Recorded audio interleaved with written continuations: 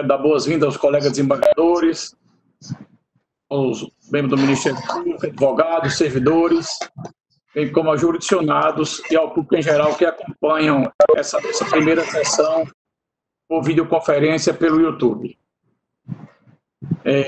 Quero registrar a ausência dos desembargadores Amilcar, Maia e Maria Zeneide na presente sessão, em razão de uso de férias, e o desembargador Vigílio também por motivo de saúde. É importante registrar que esta é a primeira sessão virtual do Pleno do Tribunal de Justiça do Rio Grande do Norte e é motivo de muita satisfação para nós, porque é fruto do trabalho e dedicação de todos, especialmente dos servidores da Secretaria de Tecnologia da Informação e Comunicação do Tribunal ACETIC. A tecnologia tem sido a ferramenta que possibilitou a agilização dos julgamentos através dos processos eletrônicos e agora as sessões através da videoconferência. Caminho sem retorno para magistrados e servidores do Poder Judiciário Potiguar. Por outro lado, está que não é com muito entusiasmo que presido esta primeira sessão por videoconferência, tendo em vista que tal fato é consequência de uma triste situação decorrente de uma temível e letal pandemia. E por isso, gostaria de prestar nossa solidariedade, em nome da Corte, a todos que têm passado por momentos difíceis em razão do coronavírus, principalmente aqueles que sofreram a perda de entes queridos. Mesmo sendo a videoconferência a solução momentânea para a realização de nossas sessões, não resolve a falta que sentimos do contato pessoal com os amigos e colegas, dos abraços, apertos de mãos e das costumeiras conversas, que fazem tanta falta de início de saudade nos nossos corações. Existe agora, com imensa alegria e agradecimento, que o Poder Judiciário Potiguar, nesse período de pandemia, não ficou parado durante a suspensão do trabalho presencial e, por isso, conseguiu ficar em segundo lugar na produtividade entre os tribunais de justiça de pequeno porte do país. Vale destacar que no período de suspensão do expediente, em razão da pandemia, compreendido entre o dia 16 de março passado a 27 de abril de 2020, no Poder Judiciário Potiguar foram distribuídas 26.839 novas ações, foram baixados 44.614 processos, foram prolatadas 36.683 sentenças e 38.024 decisões. Foram proferidos 91.858 despachos e 1.015.509 atos foram cumpridos pelos servidores. E nesse mesmo período foram liberados para as partes R$ 1.992.904,64.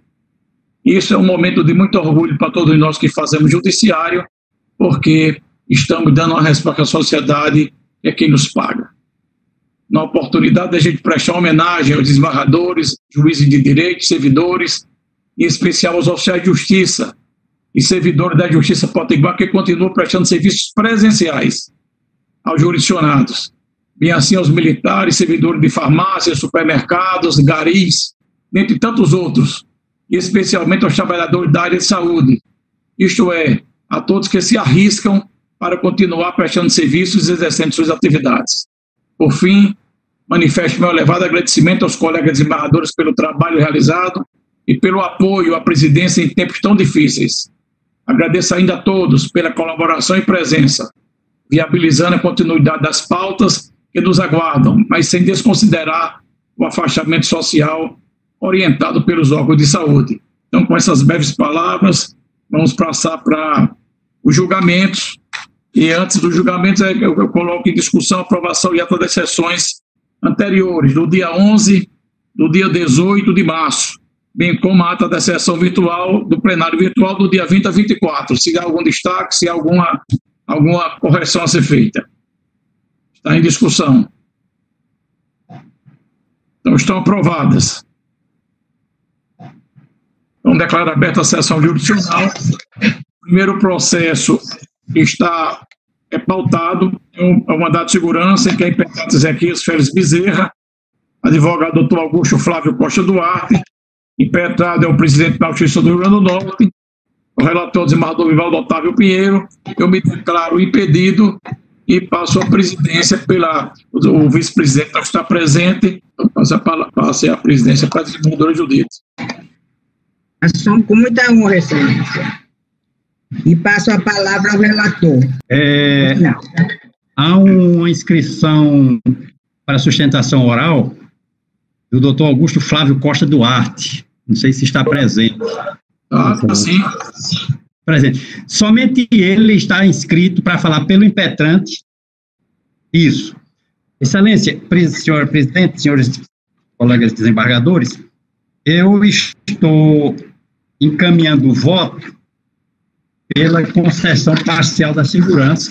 Não sei se satisfaz aí e o advogado dispensa ou não sustentação. Eu estou concluindo o voto, encaminhando e concedendo parcialmente a segurança para determinar que a autoridade coatora efetive, após o trânsito em julgado deste RET, a progressão funcional do impetrante em 2 níveis, nos termos dos artigos 19 e 21, a Lei Complementar Estadual 242, com efeitos financeiros a partir da data da impetração. Na ementa, eu sintetizo da seguinte forma: direito constitucional, administrativo, mandado de segurança, servidor público do Poder Judiciário do Estado, pretensão de obter progressão funcional por mérito. Requisitos preenchidos nos termos do artigo 21 da Lei Complementar Estadual 242/2002 e da Resolução número 6/2009, TJ, de 1º de abril de 2009. Suspensão temporária de direito à progressão pela Lei Complementar Estadual 561/2015. Impossibilidade de negativa do direito ou suporte em restrições e óbices de natureza orçamentária e financeira. Impossibilidade da cobrança de prestações pretéritas pela via mandamental, aí a concessão parcial. Precedentes jurisprudenciais desta Corte, concessão parcial da segurança. É como eu estou encaminhando o voto. Doutor Márcio pergunta se tem algum voto discordante e antes pergunta ao advogado se ele vai insistir na sustentação oral. Tendo o silêncio como uma anuência, eu proclamo no sentido do voto do relator, concessão parcial nos termos do voto. E devolvo a presidência a Vossa Excelência. É unanimidade esse julgamento? Não tem nenhuma inscrição de divergência. Ok. Tem divergência. E a par. Vossa Excelência ouviu o julgamento? Sim, Vossa Excelência. Então, Diante da decisão, nós concordamos e a situação não será necessária. eu agradeço a desembargadora Judite, reassumo a presidência e dando continuidade, o 2 da pauta é uma ação penal, é autor Ministério Público do Estado do Rio Grande do Norte, é o Francisco Bruno Ferreira da Costa, advogado José Nery Fernando de Oliveira, o relator, o desembargador Francisco Saraiva Sobrinho. Senhor presidente, o processo está em mesmo, foi proferido no sentido, resumidamente, de rejeitar, e parece que já houve uma votação desse sentido. Tem um advogado inscrito, que é o doutor José Nery Fernandes de Oliveira, não sei se ele está na sala, Márcio. Não estou verificando a presença do doutor José Nery na sala. Se o doutor José Nery estiver na sala, peça a palavra, por gentileza. Então, do silêncio, a palavra ao relator. Exatamente, senhor presidente. Então, como encaminhei o voto, no sentido de registrar a denúncia, que seria, inclusive, favorável ao próprio advogado, né? Eu acho, inclusive, desnecessário aguardar a presença do presidente. Então, o voto está posto, por antecipação. Como voto? Então, está consumada, nos termos do voto do relator, ação penal já identificada. Dando continuidade aos julgamentos, 3 à revisão criminal, em que o requerente Carlos Alberto Dias Florencio, advogado por Francisco Alessandro de Oliveira Araújo, requerido da Justiça Pública, relator o desembargador Glauber Rego e revisor o desembargador Gilson Barbosa. Está com a palavra o eminente relator. Bom dia, senhor presidente. Bom dia a todos. Tem sustentação oral, senhor presidente? Tem, o advogado está escrito, doutor Alessandro de Oliveira Araújo. Vamos ouvi-lo, não é isso? Isso. Doutor Alessandro, Vossa Excelência, está com a palavra do prazo regimental, 15 minutos. Obrigado, senhor presidente. Muito bom dia a todos e todas. Quero saudar Vossa Excelência, desembargador presidente, e em nome de Vossa Excelência saudar todos os desembargadores e desembargadora, assim como os serventuários da Justiça, colegas advogados que aqui estão presentes, ainda que virtualmente, e demais pessoas que estejam nos acompanhando.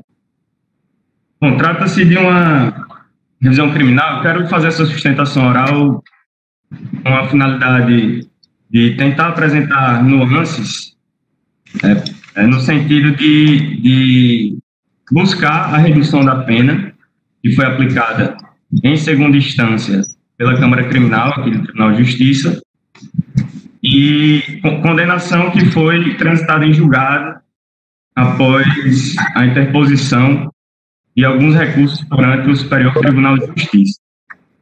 Basicamente, senhor presidente, a intenção da defesa muito obrigado.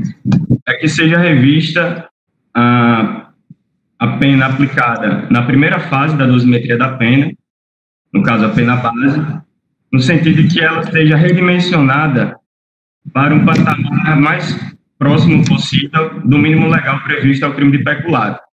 Ressalto que o senhor Carlos Alberto Dias Flores foi condenado em primeira instância pelo crime de peculato, com continuidade delitiva e com a aplicação do majorante prevista no artigo 327, parágrafo 2º do Código Penal. Essa pena, inicialmente, foi fixada pelo juízo de primeira instância em 6 anos e 8 meses de reclusão.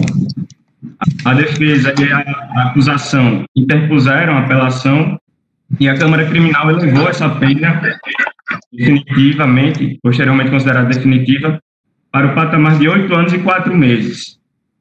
Em regime fechado, após o trânsito em julgado, iniciou-se o cumprimento da pena e tem basicamente 3 teses que a defesa pretende explorar aqui, ainda que sucintamente, que dizem respeito justamente à redução da pena base aplicada de forma definitiva pela Câmara Criminal e a exclusão da majorante prevista no artigo 327, parágrafo 2º.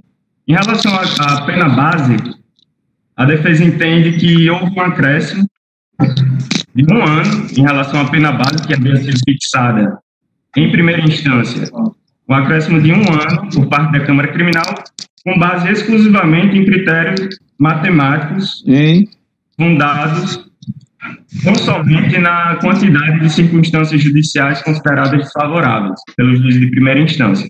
Como foram consideradas 4 circunstâncias desfavoráveis, o tribunal, a Câmara Criminal considerou que essa metade dessas circunstâncias judiciais, nós sabemos que são 8 no total,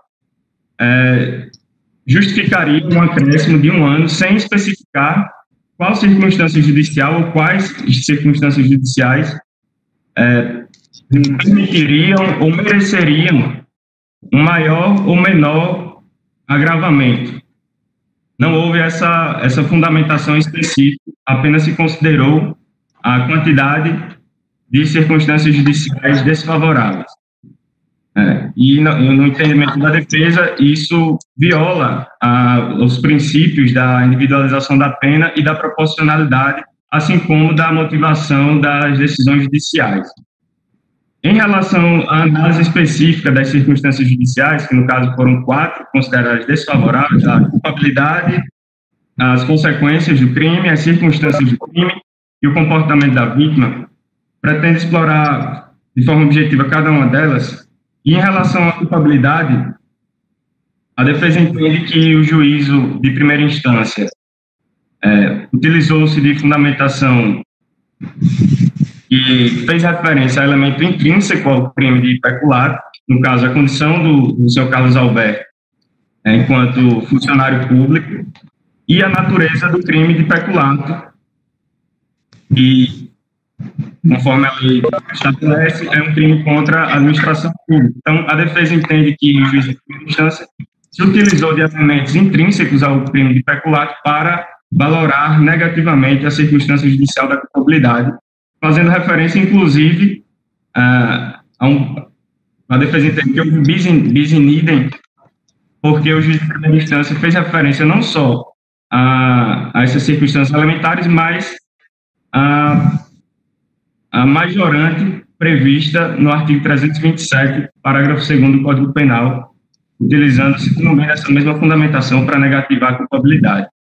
No que se refere às consequências do delito, a defesa entende que a fundamentação utilizada para negativar essa circunstância judicial também representa circunstância elementar do crime de peculato, porque apenas se fez referência ao prejuízo causado à instituição financeira, o que, ao entendimento da defesa, representaria bis in idem. As circunstâncias do crime, a defesa entende que houve aferição genérica, se utilizou de afirmações genéricas e abstratas, no sentido de que a conduta do senhor Carlos Alberto teria causado descrédito à instituição vítima e revelaria a quebra da lealdade do servidor para com a sua instituição, o que, de acordo com o entendimento especialmente do Superior Tribunal de Justiça, representa a fundamentação genérica também por ser consequência intrínseca ao crime de peculato.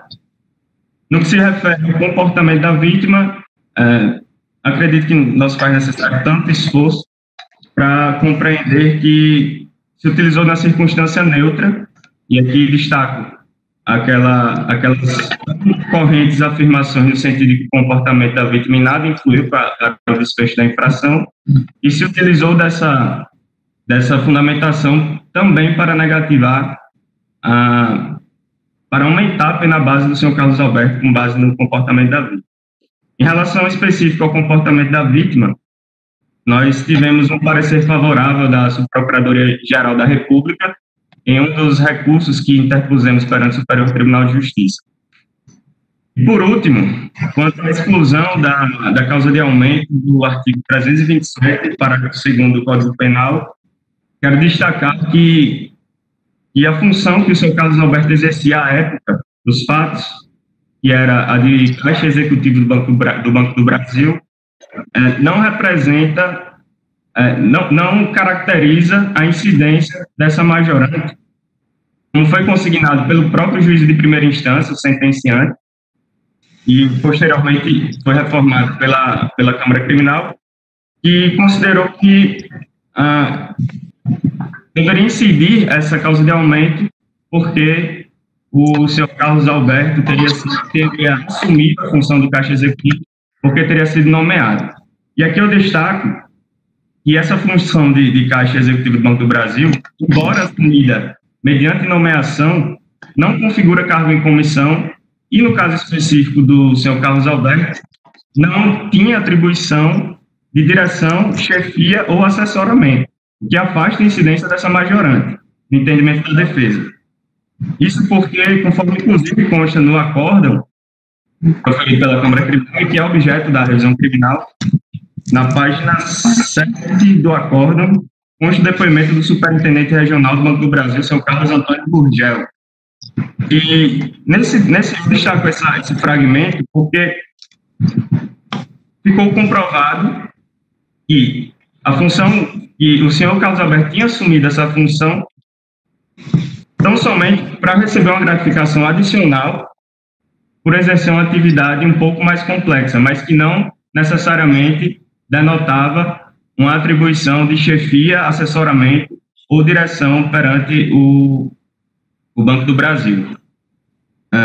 Destaco ainda a súmula 102, o item 6º da súmula 102 do Tribunal Superior do Trabalho, que dispõe o seguinte: o caixa bancário, ainda que executivo, não exerce cargo de confiança. O artigo 37, inciso 5º da Constituição, atribui que as funções de confiança e os cargos em comissão destinam-se apenas a atribuições de direção, chefia e assessoramento. Então, no entendimento da defesa, o senhor Carlos Alberto, de forma alguma, exercia cargo em comissão ou função de confiança. Na acepção técnica da legislação e da própria Constituição, sobretudo porque não tinha atribuição, não possuía subordinados. Na verdade, ele era quem era subordinado a outro profissional que exercia suas atividades na mesma agência.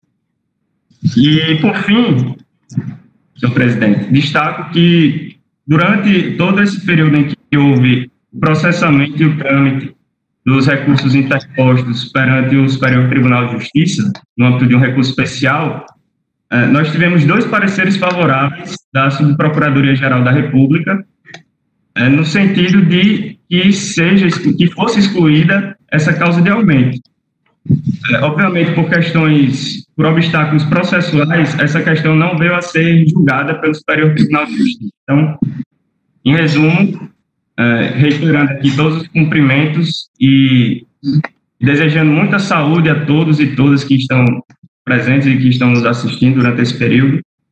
A defesa requer que a pena base que foi aplicada pelo Tribunal de Justiça aqui do Rio Grande do Norte, pela Câmara Criminal, seja reduzida, seja redimensionada para o mínimo legal previsto ao crime de peculato, ou um patamar mais próximo possível, e que seja excluída essa majorante prevista no artigo 327, parágrafo 2º do Código Penal, e, consequentemente, haja essa readequação do regime inicial para cumprimento da pena privativa de liberdade. É o que requer a defesa, senhor presidente. Agradecemos ao doutor Alexandre Araújo pela sua sustentação e devolvemos a palavra ao eminente desembargador Glauber Rego. Obrigado, senhor presidente.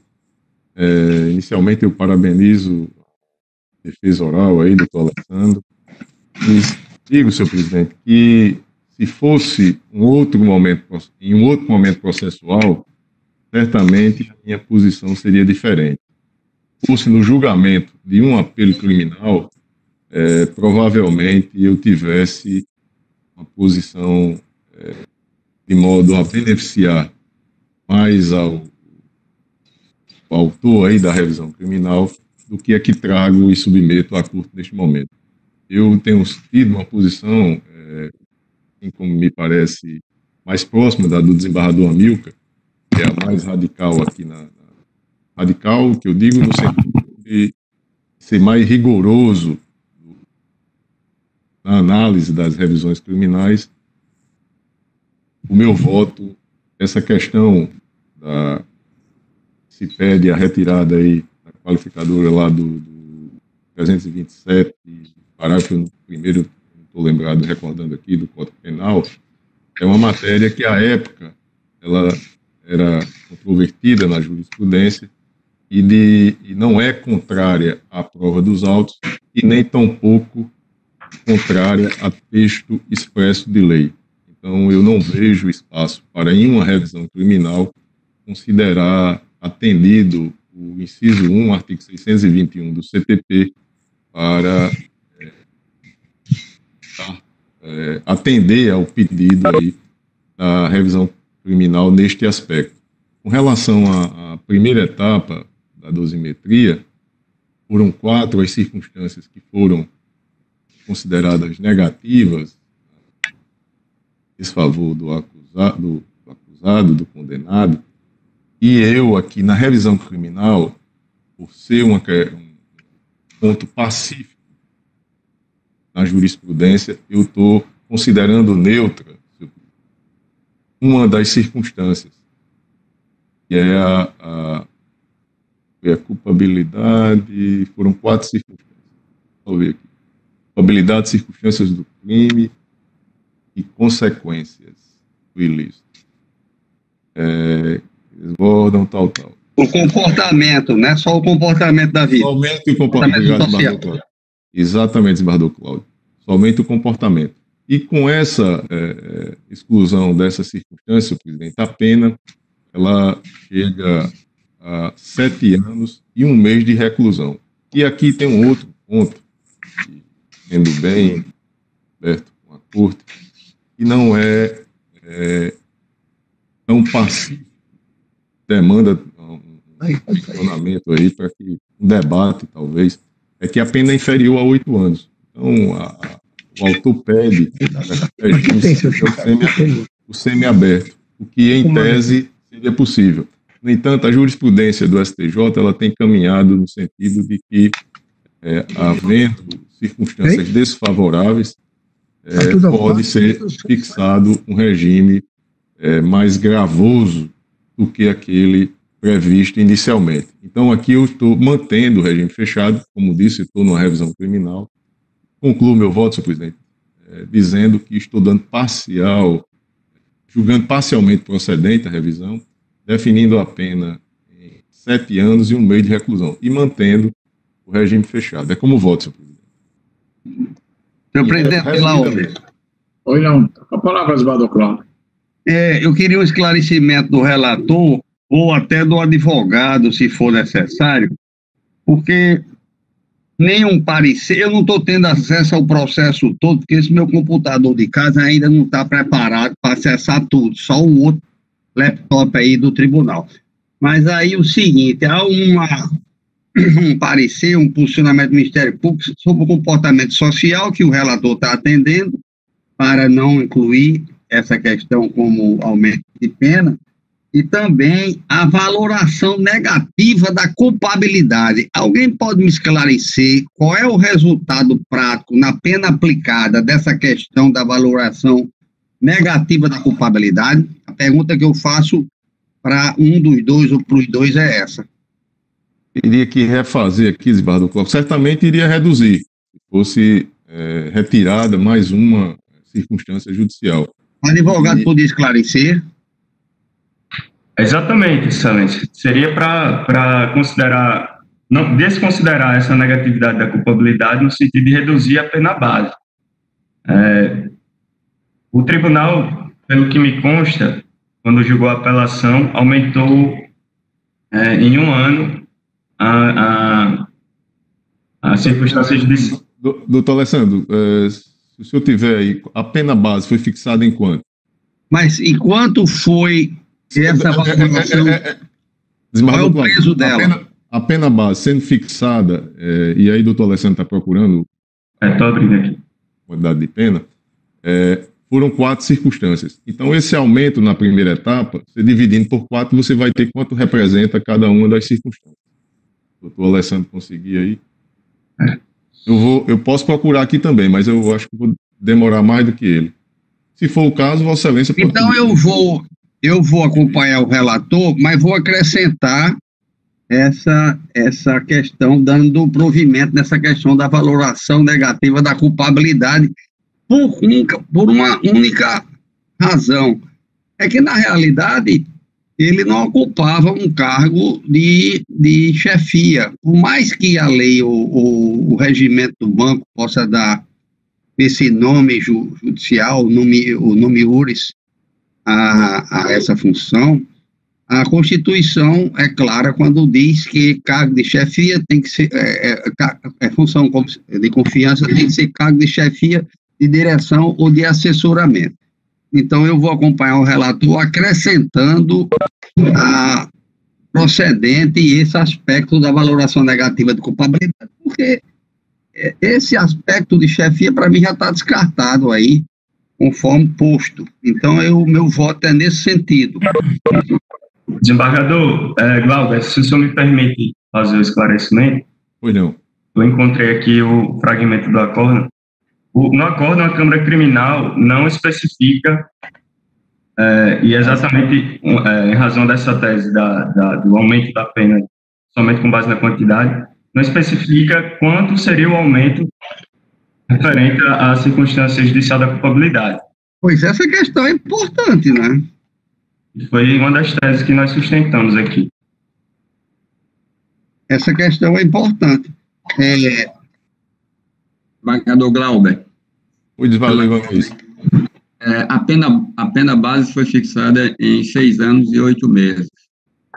E depois somaram-se as circunstâncias. Pois é. Enfim, no final, resultou em 8 anos e 4 meses de reclusão. Mas teve, além das circunstâncias, teve também, na terceira etapa ali... 1/3 de aumento pela majorante. 1/3 de aumento pela majorante. Exatamente. Mas isso é fácil. Se, eventualmente, eu voto que trago não tiver alguma divergência, algum ponto a corrigir, na sessão seguinte eu trago com Agora, a dificuldade, sabe, desembargador Glauber, é exatamente saber qual é o peso dessa valoração na fixação da pena base, de 6 anos e 8 meses. Mas não tem dificuldade não, desembargador Cláudio. Isso aí, com certeza, é fácil de se resolver. Porque eu não estou aqui, e aí, como eu estou dizendo, demoraria um pouco mais. A não ser que tenham paciência, a gente tenta resolver já na sessão. Eu acho que é interessante definir se mantém a exclusão somente de uma circunstância, se prevalece a tese de Vossa Excelência, e na sessão seguinte a gente define o valor de cada um. Pronto, seria interessante, sabe por quê? Porque não adianta eu votar juntando ao comportamento social do réu a valoração, se a gente não sabe quanto é que vai diminuir da valoração. Mas vai diminuir, certamente. Então, pronto. Então, Vossa Excelência reexamina isso. Não, mas vamos tomar os votos, né? Se a maioria vai acompanhar a divergência, que aí eu já trago na sessão seguinte. Se a maioria acompanhar o relator, mantém aqui aquilo que está no meu voto. É verdade? Eu estou fazendo mais do que um voto, uma ponderação. Porque essa questão da individualização da pena requer que cada aumento, cada majorante, cada tudo seja fixada individualmente. Cada fato receba a sua pena específica, o aumento de pena ou diminuição de pena. Então, só uma consideração aqui. Deixa eu tentar aqui, e esse processo é interessante, já tem um certo tempo que o meu voto foi feito. Eu vou tentar fazer uma leitura pontuando aqui o que tem de mais importante, e aí a gente já tenta resolver. Certo, presidente? Senhor presidente, enquanto o desembargador analisa... Não, eu vou proferindo o voto, desembargador Ibanez, bem rápido aqui, tentando resolver. Eu só pensei se poderíamos continuar discutindo outros pontos. Eu também quero me manifestar a respeito. Aí, desembargador Ibanez, deixa eu proferir o meu voto, que aí vai levar... Vamos lá. Eu digo o seguinte, e não obstante, não agitado na demanda, lá acerca da natureza jurídica da revisão criminal, adentrando na sua admissibilidade, aí eu venho com aquela questão da admissibilidade, eu ultrapasso aqui, o voto está disponibilizado aí, e digo o seguinte, a revisão criminal, ela se sujeita às condições de admissibilidade, ocorrendo aqui na especificidade, a análise da presença dos requisitos, com legitimidade e tal. Aí eu já venho para ser necessário essa parte, também a leitura. E aí eu digo o seguinte: insubsistente se revela a pretensão de nulidade do julgado sob o argumento de que, na época do ilícito, entre os anos de 1996 e 1997, o agente não poderia ser equiparado. E aqui, desembargador Cláudio, essa questão que Vossa Excelência trouxe aí. O agente não poderia ser equiparado a funcionário público.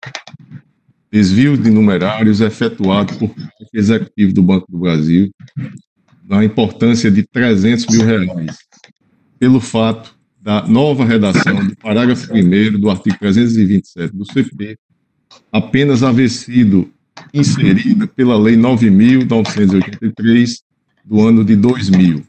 Isto porque não há que se cogitar absolutamente em violação alguma a um princípio da retroatividade da lei penal mais severa, pois muito antes da edição da referida norma, já vigorava entendimento assente no sentido de que os empregados das sociedades de economia mista são inseridos no contexto de funcionário público. Aliás, a redação originária do CP já previa a equiparação do empregado de sociedade de economia mista ao servidor público para efeitos penais, funcionário público na redação do CP. Do então parágrafo único do artigo 327 do CP, a redação, a época dos fatos, que eu faço a leitura agora, senhor presidente. Artigo 327.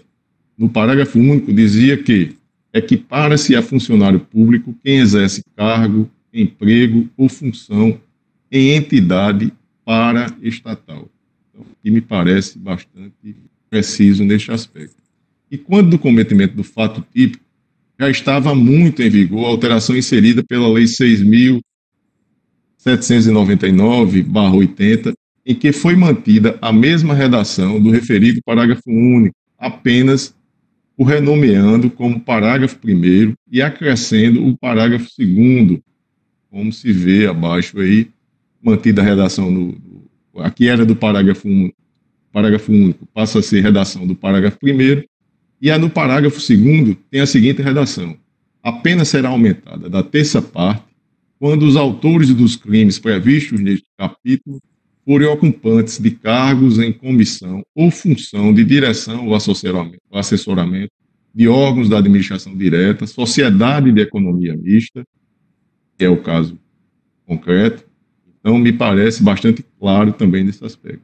Ademais, a única alteração empreendida ao parágrafo 1º do artigo 327 do CP, com a entrada em vigor da Lei 9.983/2000, foi a inserção na condição equiparada de funcionário público, aspas, quem trabalha para empresa prestadora de serviço contratada ou conveniada para a execução de atividade típica da administração pública, fecho aspas, como abaixo se vê.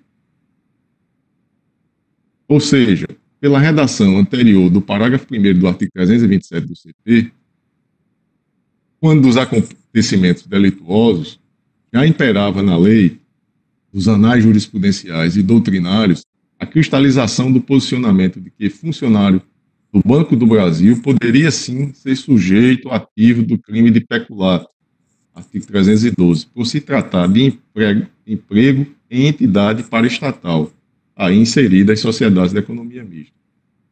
Orientação ainda mais robustecida pela inclusão do parágrafo 2º do referido artigo, incluído aí pela Lei 6.799/80, e extirpou de vez quaisquer eventuais questionamentos quanto à aplicação do artigo 312 do CP aos empregados integrantes de sociedade de economia mista.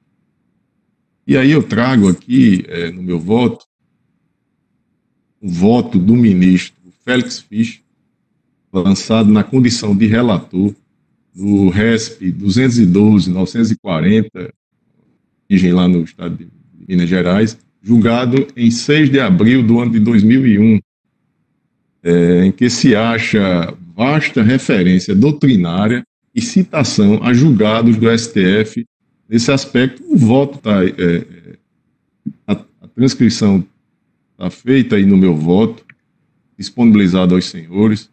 Eu peço vênia para não ler, para não cansá-los, e apenas uma demonstração clara de que não havia outro caminho ao Tribunal de Justiça se não fosse aí que foi adotado no momento do julgamento, inclusive ratificado aí pela posição do STJ.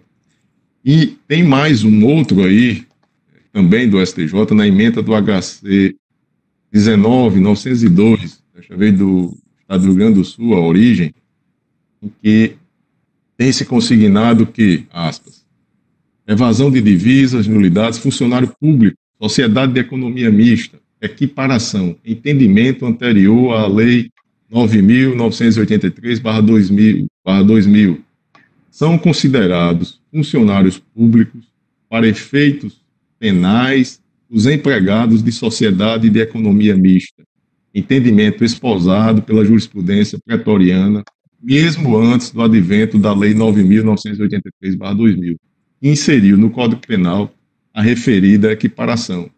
Isso publicado no DJ, relator foi o ministro Gilson Dipp, na 5ª turma, julgado em 17 de dezembro do ano 2002 e publicado em 10 de março do ano 2003. Aqui me parece mão e luva. Eventual divergência no julgamento de um apelo criminal, como eu disse, seria possível. Nós estamos julgando uma revisão criminal. Aqui não há violação a dispositivo de lei e nem tampouco o julgamento é contrário à prova dos autos. E tem aí a jurisprudência do Egrégio Superior Tribunal de Justiça ratificando a posição adotada à época na nossa Câmara Criminal e que trago aqui ratificando no meu voto. Referida orientação se mantém integralmente nos idos atuais, notadamente no que tange julgamento recente no STJ, no HC 416-672, ele é na relatoria do ministro Antônio Saldanha Palheiro, na 6ª turma, julgado em 1º de outubro do ano 2019, publicado no dia 11 do mesmo mês e do mesmo ano, em que disse Sua Excelência que funcionário público, fins penais, equiparação, artigo 327, parágrafo 1º do Código Penal, possibilidade, entidade paraestatal,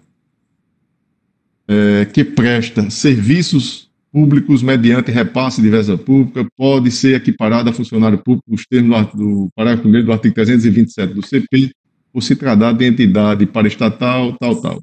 E aí ele faz referência a outros precedentes. Trago um outro RESP também do STJ, no mesmo sentido, da relatoria da ministra Maria Tereza.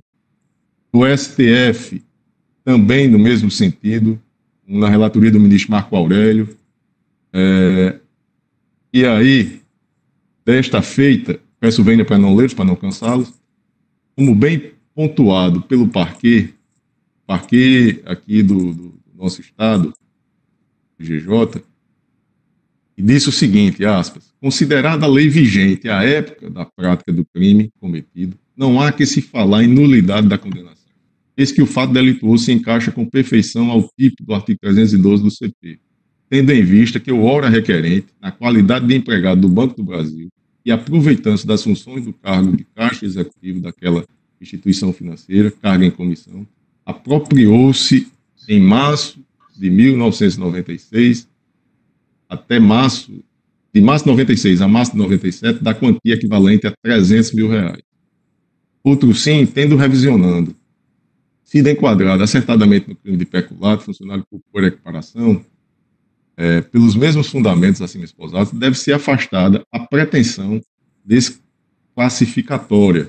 Quanto à dosimetria, insurge-se o acusado acerca da valoração negativa, e aí chega lá, desembargador Cláudio, da culpabilidade, circunstâncias do crime, consequências e comportamento da vítima, todas empregadas na fixação da pena base. Todavia, o magistrado sentenciante se utilizou de fundamentos concretos e subjetivos que desbordam dos comuns ou íncitos ao delito praticado para fundamentar a culpabilidade, as circunstâncias e as consequências, tendo as motivado de acordo com as peculiaridades da situação concreta e só pesado de forma individual em conformidade com a conduta delituosa. Acerca da culpabilidade, disse o seguinte, o acórdão lá, aspas, o juiz sentenciante, que a culpabilidade do denunciado, porém, foi de grave reprovabilidade da conduta, posto que o mesmo se aproveitou da facilidade da função de caixa para desviar dinheiro em seu proveito, pois sabe-se que é conferida maior confiança ao funcionário exercente de tal função, a qual detém fácil acesso a vasto numerário, bem como maior responsabilidade e facilidade de cometimento do crime, não só pelo maior contato com o dinheiro, como também pela menor vigilância da instituição, o que certamente torna mais censurável a conduta do agente. Então, aqui são essas as palavras que estão lá, e já adiantou o desembargador Cláudio, que deve ser excluída, e a gente renova esse debate, desembargador, que é extremamente pertinente o que diz Vossa Excelência, apenas divido do momento processual. Aplicou, porquanto, elemento concreto apto a transbordar o tipo, se apoiando na acentuada reprovabilidade da conduta específica do agente e sua diferenciada censurabilidade, estando deveras adequada à posição sufragada pelo STJ, e aí mudando o que tem que ser mudado, eu trago aí no meu voto também jurisprudência recente, lá da 5ª turma, na relatoria do ministro Joel Paciornik, e que foi publicado em 18 de outubro do ano 2019, uma outra do ministro Jorge Mussi, também na 5ª turma, que eu não dispenso a leitura para não cansá-los, e digo o seguinte ainda, já no que toca às circunstâncias do crime, as circunstâncias do crime me parece que não houve divergência, então eu não vou cansá-los com a leitura, eu vou passar adiante. Sobre ainda nas consequências, eu passo adiante. Assim, tendo o juízo explicitado motivadamente e de forma concreta e subjetiva, não há que se cogitar por quanto tem ilegalidade crassa apta a autorizar o afastamento da culpabilidade, das circunstâncias do ilícito e das consequências. Inclusive, a oscilação jurisprudencial no transcorrer do tempo não pode se prestar a desfazer a segurança jurídica e coisa julgada material, senão em decorrência de posição eventualmente exarada contra a lei, que não é o caso, o que, como frisado, não corresponde absolutamente a esta situação jurídica. E aí eu trago também jurisprudência, peço permissão para não lê-la, está aí disponibilizado, inclusive de tribunais estaduais, e digo o seguinte: ocorre que inidôneo contra a lei se revela considerar desfavorável o comportamento da vítima. E aí eu já fui dito, eu passo adiante a fundamentação aqui, e digo mais: não vislumbrando fundamentação idônea ou capaz de sustentar a manutenção da desfavorabilidade do comportamento da vítima, excluo da pena base, mantendo, contudo, a culpabilidade, as circunstâncias do crime e consequências do ilícito. Derradeiramente inviável se revela, através da via eleita, o afastamento da majorante do parágrafo 2º do artigo 327 do CP, por não se prestar a revolver prova quanto ao exercício ou não pelo requerente. Isso aqui é bastante definidor da posição que você vai tomar. A decisão a respeito de que ele exercia uma função de confiança, ela não é, na minha visão, permitido agora rediscutir essa matéria. Como eu disse, a jurisprudência à época admitia, e o julgamento não é contrário à prova dos autos, a prova, no sentido do que foi defendido no julgamento na Câmara Criminal, não é contrário à lei, então eu não vejo razões para que se faça de forma diferente. A propósito, o próprio STJ, no julgamento dos embargos de divergência do RESP, em que foi recorrente o autor da revisão criminal, embora tenha se aplicado a súmula 7, não admitindo recurso,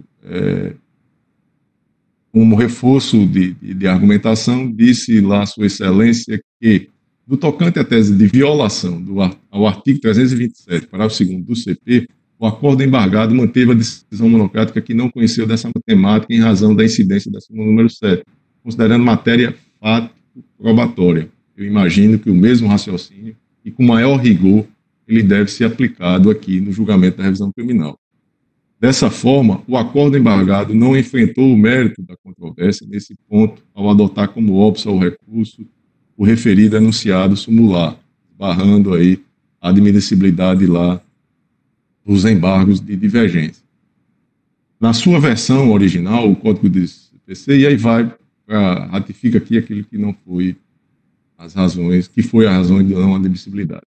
E tendo a Câmara Criminal desta Corte se pronunciado motivadamente e com fundamentação concreta que, aspas, a função de caixa executivo do Banco do Brasil exercida pelo autor, ao meu entendimento, tem natureza de confiança, característica, inclusive, reconhecida pelo próprio apelante e pelo superintendente regional do Banco do Brasil, Carlos Antônio Gugel, fecho aspas, amparando-se, inclusive, em precedência dos tribunais regionais federais, o voto condutor e no Tribunal de Justiça, na Câmara Criminal, ele, para entender que o autor da revisão exercia a função de confiança, e se utilizou, inclusive, de jurisprudência dos tribunais regionais federais, dizendo que necessariamente perpassa pelo o que dizer diferente neste momento processual, necessariamente perpassa pelo reexame da instrução processual e contexto fático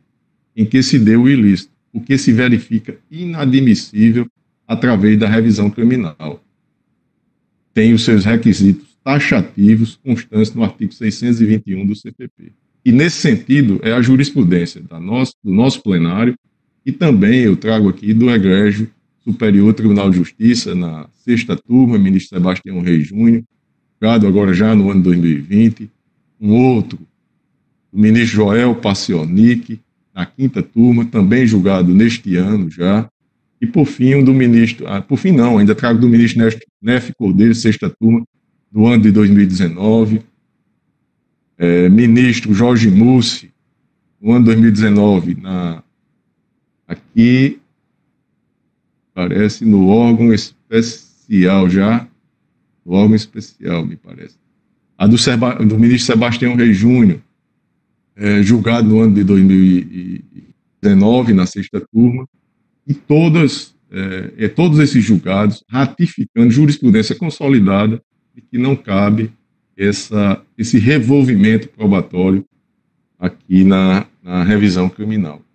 Assim, a interpretação buscada pelo revisionando que caixa executivo do Banco do Brasil não pode ser considerado cargo comissionado ou função de confiança a justificar a aplicação da majorante importa de maneira insofismável em reanálise subjetiva dos elementos probatórios conduzidos, cuja contextualização fática probatória se deu a tempo e modo consentâneos por deciso acobertado pelo manto da coisa julgada, não havendo que se cogitar neste ponto em qualquer ilegalidade, senão mera apreciação e compreensão da condição do agente pelo colegiado recursal competente à situação jurídica posta nos autos.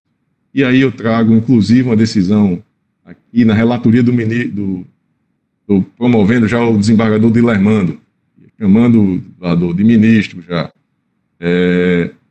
do desembargador Dilermando Mota, isso no julgamento da revisão criminal 080, 53, 92, 26, o ano 2018, julgado em 31 de outubro daquele ano, quando disse Sua Excelência que, aspas, decisão condenatória pautada em elementos probatórios constantes dos autos, inviabilidade de utilização da ação revisional em razão da possível controvérsia e subjetividade da análise das provas.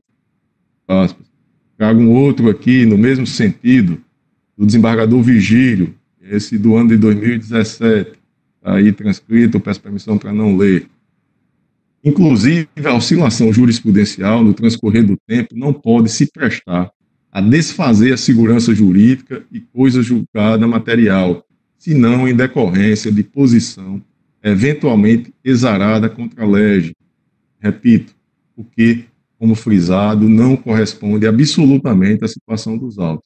Deste modo, em prosperando a demanda tão somente do tangente à exclusão da circunstância judicial desfavorável relativa ao comportamento da vítima, passo a afirmar a nova dosimetria, e aí eu passo a fazer aqui, eu acredito que vai esclarecer o desembargador Cláudio, aquela questão que Vossa Excelência colocou.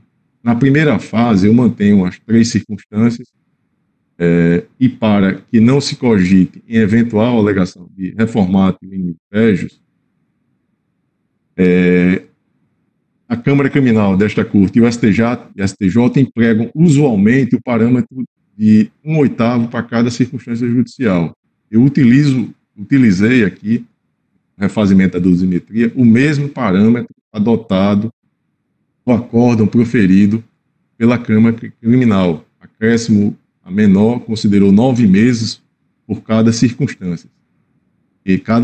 Então, já respondendo objetivamente, desembargador Cláudio, se eventualmente fosse tirado a probabilidade, teria uma redução da pena de 9 meses em razão da retirada de mais uma circunstância. Na segunda etapa, ainda existem atenuantes e agravantes, aí é mantido aqui, e na terceira fase, ante a causa de aumento do parágrafo 2º, como já foi no voto, parágrafo 2º do artigo 327, a pena ela foi aumentada em 1/3. E aí eu mantive aqui aquilo que foi adotado no julgamento pela Câmara Criminal. E daí porque o patamar final de 7 anos e 1 mês. Então, respondendo, desembargador Cláudio, se eventualmente fosse retirar essa circunstância judicial, não seria uma simples subtração aí de 7 anos e 1 mês menos 9 meses, porque teria que esses 9 meses ser retirado lá na primeira etapa e aí depois ter esse acréscimo na terceira de 1/3. Mas certamente seria menor do que 7 anos e 1 mês. A palavra, desembargador Cláudio.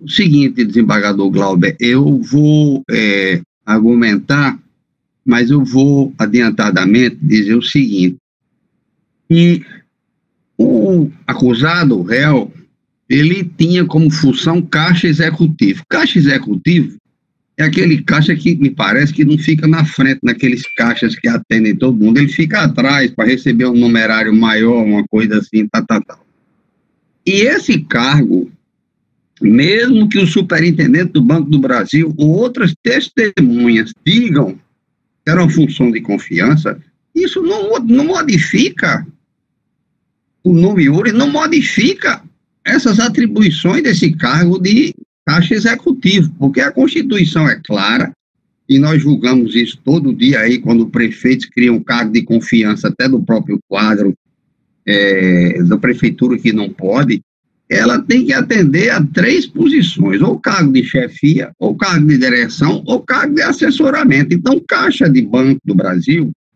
não é chefe de si mesmo, porque ele não tem subordinado, ele não presta assessoramento e muito menos direção. Então, eu concordo com Vossa Excelência, o crime é um crime realmente muito forte, eu sou pela condenação, mas o próprio Ministério Público, no seu parecer, é favorável à exclusão dessas 2 circunstâncias, que seria a valoração negativa da culpabilidade, e pretensamente ele teria exercido o cargo de confiança, e por conseguindo o comportamento social. O comportamento social é exatamente o respeito público que ele tem na sociedade, na comunidade onde vive, diante dos seus amigos, lá dos seus colegas do Banco do Brasil. Então, eu vou, objetivamente, não me parece que nós possamos dar mais 9 meses de prisão em regime fechado a esse cidadão pela valorização negativa da sua culpabilidade, que ele já está culpado, que ele é culpado, que a culpabilidade está resolvida, isso aí não há dúvida. Que a questão do funcionário público, isso está extremo de dúvida, ninguém está absolutamente divergindo sobre esse aspecto. Ele equipara-se, economia mista, equipara-se a funcionário público e cometeu o peculato. Agora, eu vou pedir ficha para fazer um voto por escrito e justificar essa diminuição de 9 meses, como bem colocou Vossa Excelência nisso. Por quê? Porque eu vejo, Excelentíssimo Presidente, eu vejo a oportunidade de revisão como uma oportunidade de fazer justiça. Eu excluo essas formalidades de revisão com relação à segurança jurídica, por exemplo, porque eu acho que é o contrário. Isso traz uma insegurança jurídica para o cidadão. Ele ser penalizado por 9 meses por conta de uma circunstância na qual ele não incorreu. Eu quero justificar para que Vossas Excelências tenham ideia do meu voto, vistas respeito com maior consideração, máxima venda no entendimento de Vossa Excelência, dos outros votos a lançar, mas eu tenho Vossas Excelências todas, desembargador Glauco, principalmente, que é da Câmara Criminal, tem muito cuidado, mas o colegiado é para isso mesmo. Enfim, puxar um lado para um lado, puxar para o outro. E eu estou aqui somente para ficar com minha consciência tranquila. Por isso, senhor presidente, eu peço vista do processo para juntar um voto nestes termos em que estou aqui oralmente sustentando. Então, após o voto do relator... Senhor presidente. Oi, não. Pela ordem, eu não... Desembargador Glauber, vai. Só para registrar, senhor presidente, e assim, deixar claro, estamos aí no YouTube. Como eu disse, a minha posição era uma posição mais rígida no sentido da revisão criminal. E como destacou o desembargador Cláudio, ele tem, e aí deixo bem claro isso aqui, já tem uma posição, como disse Excelência, mais flexível com relação à revisão. Então, é plenamente louvável aí a postura do desembargador Cláudio no sentido de pedir vista. Desembargador Cláudio, eu estou acompanhando o Ministério Público. Não é isso que eu estou dizendo. Vossa Excelência já tem essa posição. Eu estou acompanhando o parecer do Ministério Público, exatamente. Obrigado. Nada. Então, após o voto do relator, pediu vista dos autos o desembargador Cláudio Santos. Eu acho que nesse que intervir, Desembargador João. Pela ordem, excelência. Interessante. Pois não, Ibanez, com a palavra. Obrigado, amigo. Quero fazer duas considerações. A primeira, em relação a esse tema que foi mais debatido, a discussão que nós estamos a tratar é com relação à circunstância do exercício do cargo de provimento em comissão. Há dois pontos de vista bem interessantes que se diferenciam. Primeiro, é a equiparação. Não há entendimento aqui de que os cargos não se equiparam de quem exerce sociedade de economia mista a servidor público. Penso que a discussão estaria limitada a se esse cargo efetivamente é de provimento em comissão, de chefia ou de assessoramento. O relator, o desembargador Glauber, faz uma consideração, faz uma fundamentação bastante relevante. Ele diz que essa matéria é matéria de fato, foi analisada, não podemos rever em ação revisional penal. E o desembargador Cláudio também traz uma ponderação que merece ser analisada por todos, penso eu.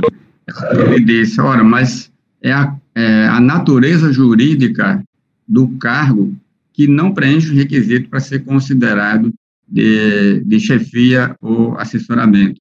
E nesse olhar aí do desembargador Cláudio, merece sim, aí estaria dentro da possibilidade da ação revisional, porque a natureza jurídica do cargo é uma questão legal. Se não preenche o requisito para ser considerado por lei como cargo de direção, chefia ou assessoramento, estaria a infringir uma norma e, portanto, admissível a revisão para excluir essa circunstância.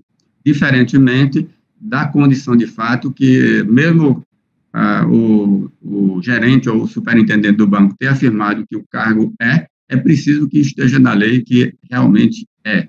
Não sendo assim, comportaria a revisional para excluir. Minha primeira consideração. A segunda é, quanto ao voto do relator, com o qual eu manifestei concordância, porque o sistema não me permite discordar por outras razões, a não ser que eu fizesse o voto escrito dizendo essas divergências circunstanciais que, eventualmente, eu considero. Mas, a prevalecer a decisão do relator, do desembargador Glauber, com a pena final concretizada em 7 anos e meses, a discussão sobre o regime inicial de cumprimento da pena.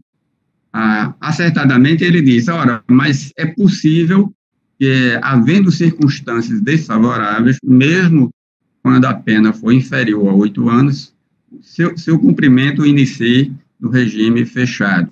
Para isso, eu preciso motivar.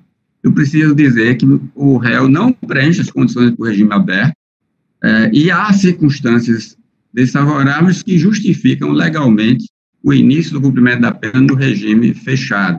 Senão, nós teríamos que aplicar, em meu entender, a regra geral de que a pena inferior a 8 anos, se não houver uma circunstância desfavorável que justifique o início do regime do cumprimento de pena em regime fechado, seria o regime semiaberto.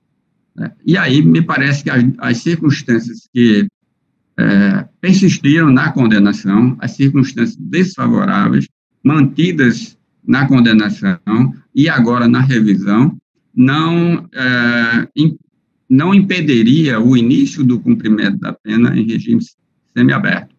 Então, meu voto está concordando, mas nós abriu-se o debate, o desembargador Cláudio fará o voto vista, e eu quero registrar essas duas, digamos, circunstâncias em que eu levo em consideração para a conclusão desse julgamento, senhor presidente. Então, o regime semiaberto, que eu penso que, se não justificarmos a impossibilidade do regime semiaberto, ele iniciaria pelo regime semiaberto. E essa questão da possibilidade de excluir a circunstância desfavorável em face de o cargo não ter a natureza jurídica de chefia ou assessoramento. Muito obrigado, presidente. Desembargador presidente, pela ordem. Por favor, como sempre, eu achei muito interessante e conveniente e devido à palavra aí do colega Ibanez, realmente também me chamou a atenção esse aspecto, porque, em regra geral, menos de 8 anos é semi-aberto, né? Então, eu vou também considerar essa situação no meu voto e no meu pedido de vistas, eu acredito que logo na próxima sessão eu trarei o voto vista para reflexão de todos a respeito. Eu não tenho mais nada a dizer a respeito. Obrigado, o pedido de vista está mantido. Pela ordem, excelência. Oi, não, se eu me permite só um esclarecimento, até para talvez incorporar o debate, é que nós sustentamos também, a defesa sustenta que houve um acréscimo de 1 ano, de forma ampla e geral, na dosimetria da pena em relação à análise da primeira fase, especificamente em relação às circunstâncias judiciais. Na sentença, foi aplicada a pena base de 4 anos de reclusão, consideradas 4 circunstâncias judiciais. A defesa entende que não houve individualização. No julgamento das apelações, a pena base foi aumentada em mais 1 ano. Doutor, essa matéria é matéria de direito e o doutor desembargador Cláudio, no voto vista, vai dar uma examinada. Acho que é matéria muito técnica, mas de direito, que deve estar no acordo e na decisão do primeiro grau. Sim, não, mas só para dizer, excelência, que houve um aumento de 1 ano e além de todas essas colocações que foram feitas por Vossa Excelência, para colocar em reflexão também se esse aumento de 1 ano que houve entre a pena base aplicada na sentença e a pena base aplicada no acordo não ofenderia o princípio da individualização da pena, tendo em vista a utilização desse 1/8, né? Talvez até na linha que o desembargador Glauber colocou. Saúde não está presente, a sessão vai ficar para a próxima sessão. Petrante a Maria das Vitórias de Iris Câmara. Eu indago dos colegas desembargadores se há algum processo em mesa que independe de pauta.